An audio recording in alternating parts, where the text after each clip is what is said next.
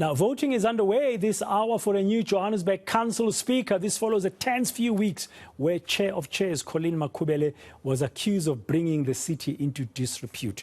You remember last month, Speaker Vasco da Gama was ousted in a motion of no confidence. My colleague, that's reporter Pule Letshwiti-Jones, watching those developments for us today, joining us now live here on Today this afternoon to give us the latest. Good afternoon, Pule. What is the latest you can tell us? What's happening there at the Johannesburg Council chambers?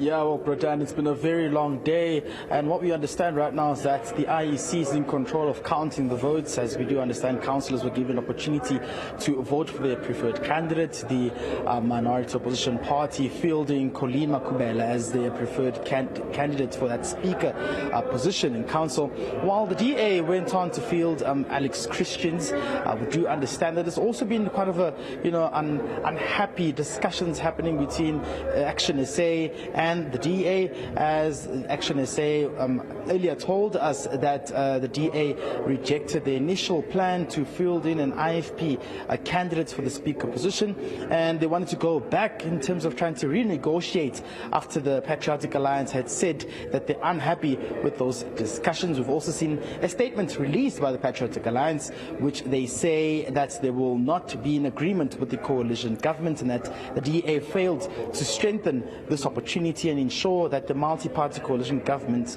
fields in the candidates which they spoke about previously. But most importantly, now what this does is that the PA said that it will be voting with the minority opposition, and this is the word we've been getting on the ground as well. So essentially what this means is that we could be seeing Colleen Makhubele ascending into that position if the numbers does now support the ANC, because earlier we had gotten word that once the PA had broken out from the talks, it meant that the DA was at a disadvantageous position.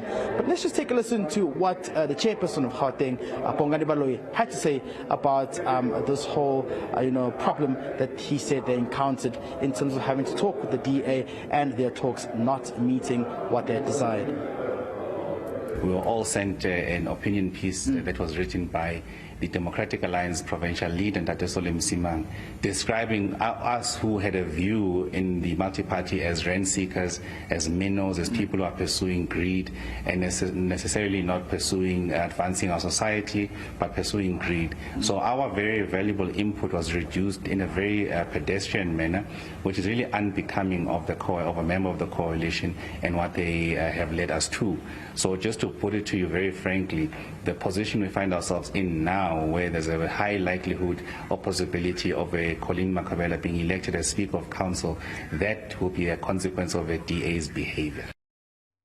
So, Pule, what should we be expecting to happen next in this process? And before you answer, I just want to make a comment that says that Ms. Makhubele is a fighter, that one. I mean, she's been really there fighting for her position, even when COPE was saying to her, you are no longer part of us, we're suspending you. She says, which part of COPE is this one? I don't know this COPE, I'm still COPE. So she's a feisty one.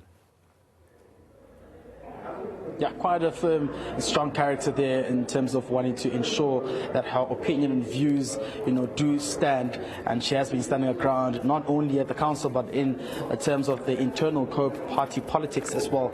But what we do understand right now is that once the speaker is nominated and the preferred candidate does win the vote and goes into position, what they will then do is to call for program in terms of when they can have the next council sitting. We do understand that the next council sitting may have to sit on Friday, as it's already month end, and this is where they'll have to now deliberate on issues pertaining to service delivery and, most importantly, the residents, because there has been a lot of internal and of course political squabbling in these council sessions, and one is beginning to question whether service delivery is something which has been at the forefront of being prioritized. But we will be seeing how this unfolds. We understand that the IEC will announce the results in the next, I think, about 20 to 15 minutes, and from there onwards, we will know what will be the next program of the day and how the remainder of the council day will unfold.